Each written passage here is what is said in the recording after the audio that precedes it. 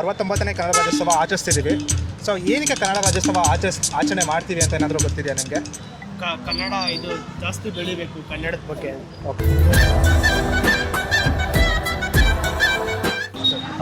Chief ಮಿನಿಸ್ಟರ್ನ ಕನ್ನಡದಲ್ಲಿ ಏನಂತ ಹೇಳ್ತಾರೆ? ಚೀಫ್ ಮಿನಿಸ್ಟರ್ನ ಕನ್ನಡದಲ್ಲಿ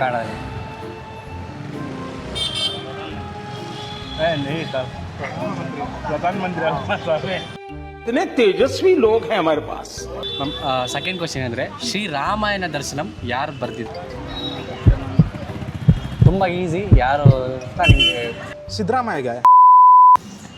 ನಮಸ್ತೆ ರೋಮಿಂಗ್ ಪಿಕಾಲೀಸ್. ಇವತ್ತು ಎಲ್ರಿಗೂ 69ನೇ ಕನ್ನಡ ರಾಜ್ಯೋತ್ಸವದ ಶುಭಾಶಯಗಳು. ನಾವು ಬಂದ್ಬಿಟ್ಟು ಜೈನರು ಬಂದಿದ್ದೀವಿ. ಸೊ ಇಲ್ಲಿ ನಮ್ಮ ಜನಕ್ಕೆ ಎಷ್ಟು ಜನ ನಮ್ಮ ಕರ್ನಾಟಕದ ಬಗ್ಗೆ ತಿಳ್ಕೊಂಡಿದ್ದಾರೆ ಅಂತ ಒಂದು ಚೆಕ್ ಮಾಡೋಣ ಅಂತ, ಅಂದರೆ ಒಂದು ಕ್ವಿಝ್ ಮಾಡೋಣ ಅಂತ. ಸೊ ಫನ್ನಾಗಿರುತ್ತೆ ಅಂದ್ಕೊಂಡಿದ್ದೀನಿ, ನೋಡೋಣ ಹೇಗಿರುತ್ತೆ ಅಂತ.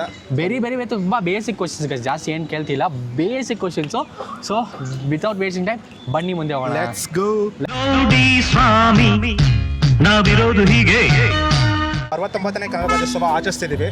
ಸೊ ಏನಕ್ಕೆ ಕನ್ನಡ ರಾಜ್ಯೋತ್ಸವ ಆಚರಣೆ ಮಾಡ್ತೀವಿ ಅಂತ ಏನಾದರೂ ಗೊತ್ತಿದೆಯಾ ನಿಮಗೆ? ಕನ್ನಡ ಇದು ಜಾಸ್ತಿ ಬೆಳಿಬೇಕು ಕನ್ನಡದ ಬಗ್ಗೆ.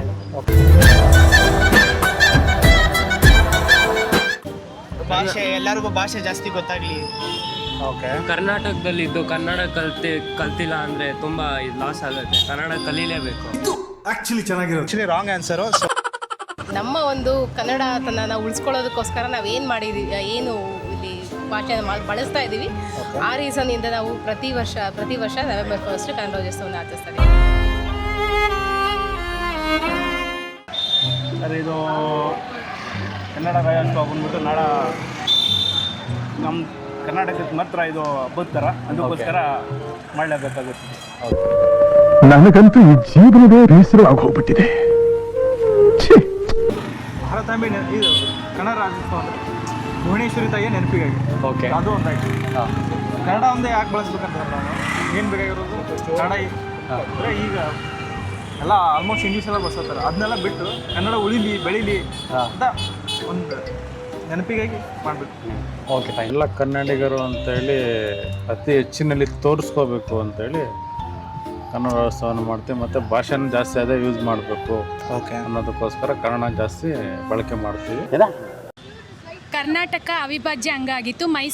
ಮೈಸೂರು ರಾಜ್ಯವನ್ನು ಕರ್ನಾಟಕ ಅಂತ ಮರುನಾಮಕರಣ ಮಾಡಿದ್ದಕ್ಕಾಗಿ ಕರ್ನಾಟಕ ರಾಜ್ಯೋತ್ಸವವನ್ನು ಆಚರಿಸ್ತಾ ಇದ್ದೀವಿ. Okay ma'am, super ma'am. Chief ಮಿನಿಸ್ಟರ್ನ ಕನ್ನಡದಲ್ಲಿ ಏನಂತ ಹೇಳ್ತಾರೆ? ಚೀಫ್ ಮಿನಿಸ್ಟರ್ನ ಕನ್ನಡದಲ್ಲಿ नहीं सर, प्रधानमंत्री इतने तेजस्वी लोग हैं हमारे पास. ಸ್ವಲ್ಪ ತುಂಬ ಕಷ್ಟವಾದ ಕ್ವಶನ್, ಸ್ವಲ್ಪ ಅಡ್ಜಸ್ಟ್ ಮಾಡ್ಕೊಂಡು ಕರೆಕ್ಟಾಗಿ ಹೇಳಿ ಸರ್. ಚೀಫ್ ಮಿನಿಸ್ಟರ್ ಅಂದರೆ ಚೀಫ್ ಮಿನಿಸ್ಟರ್.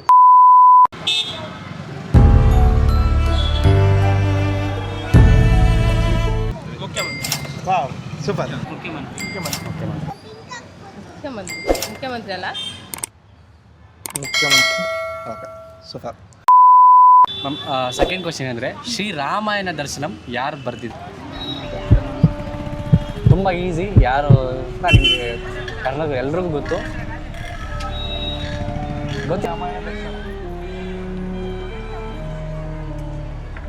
ತುಂಬ ಈಸಿ, ಏನು ಮೀನಾಕ್ಷಿ. ಸಿದ್ದರಾಮಯ್ಯಗೆ. ಮೀನಾಕ್ಷಿ, ಎಂಥ ಒಳ್ಳೆ ಮಕ್ಕಳಿಗೆ ಜನ್ಮ ಕೊಟ್ಟೆ. ಕುವೆಂಪು ಅವ್ರದ್ದು. ಫಸ್ಟ್ ಜ್ಞಾನಪೀಠ ಪ್ರಶಸ್ತಿ ಬಂದಿದ್ದು ಯಾರಿಗೆ?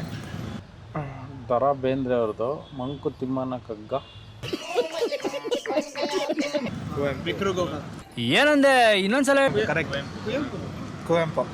ಈ ಒಂದು ಅದ್ಭುತವಾದ ಕ್ಷಣಕ್ಕೆ ಭಾರತವೇ ಸಾಕ್ಷಿಯಾಗಿದೆ. ಸೊ ನಮ್ಮ ಕರ್ನಾಟಕ ನಾಡಗೀತೆ ಯಾವುದಂತ ಗೊತ್ತಾ?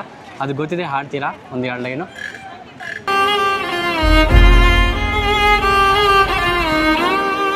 ಜೈ ಭಾರತ ಜನನಿಯ ತನು ಜಾತಿ, ಜಯ ಹೇ ಕರ್ನಾಟಕ ಮಾತೆ, ಜೈ ಸುಂದರ ನದಿಗಳ ಬೀಡಿ, ಜಯ ಹೇ ಋಷಿಗಳ ಬೀಡಿ.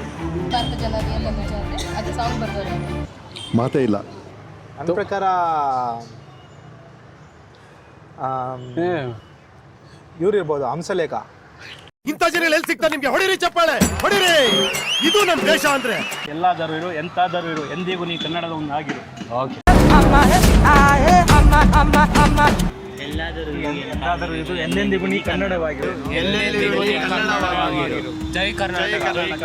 ಎಂತಾದರೂ ಇರು ಎಂದೆಂದಿಗೂ ನೀ ಕನ್ನಡವಾಗಿರು. ಕನ್ನಡವೇ ಸತ್ಯ, ಕನ್ನಡವೇ ನಿತ್ಯ. ಥ್ಯಾಂಕ್ ಯುಗೆ ಕನ್ನಡದಲ್ಲಿ ಏನು ಹೇಳ್ತಾರೆ? ಧನ್ಯವಾದಗಳು. ಸೊ ಇದು ಇವತ್ತಿನ ಕಂಟೆಂಟ್ ಆಗಿತ್ತು. ಇನ್ನೊಂದು ಏನು ಹೇಳೋದಂದರೆ, ನಾವು ಕನ್ನಡದವರು ಒಂದು ಬಾವುಟ ಹಾಕಬೇಕು ಅಂತಲೇ ಇಲ್ಲ. ಸೊ ನಮ್ಮ ಕನ್ನಡ ನಮ್ಮ ಅಭಿಮಾನ ನಮ್ಮ ಹೃದಯದಲ್ಲಿದೆ.